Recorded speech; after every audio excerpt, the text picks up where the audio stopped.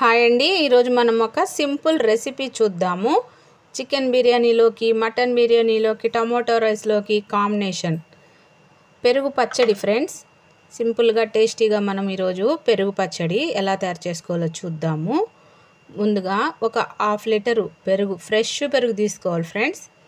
Half litre పెరుగు ఒక బౌల్లో వేసేసుకోవాలి. పుల్లటి పెరుగుతో పెరుగు పచ్చడి చేస్తే అస్సలు బాగుండదు.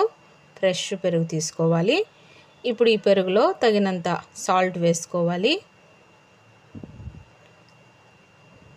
ఒక మీడియం సైజ్ ఆనియన్ సన్నగా నేరుగా కట్ చేసుకోవాలి.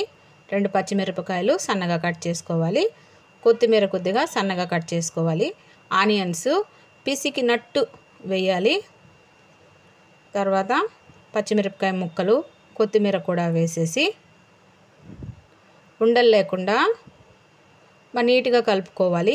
పెరుగు పచ్చడి చిక్కగా ఉండకూడదు, పల్సగా ఉండకూడదు, మీడియంగా ఉండాలి.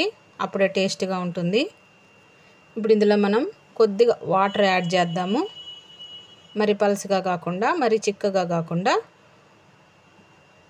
కొద్దిగా వాటర్ వేసుకొని ఈ విధంగా కలుపుకోవాలి. గడ్డలు లేకుండా కలుపుకోవాలి. ఈ విధంగా ఉండాలి. ఇప్పుడు ఈ పెరుగు పచ్చడి రెడీ అయింది.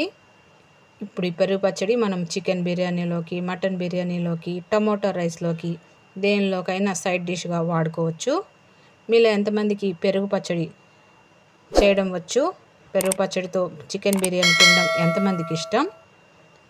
ఫ్రెండ్స్ చూడండి ఎంత బాగుందో. మనము టమాటో రైస్తో సర్వ్ చేసుకుంటున్నాము. పెరుగు పచ్చడి సూపర్గా ఉంటుంది ఫ్రెండ్స్. Tomato rice combination. పెరుగు పచ్చడి నచ్చితే లైక్ చేసి మరిన్ని వీడియోస్ కోసం ఛానల్ సబ్స్క్రైబ్ చేసుకోండి.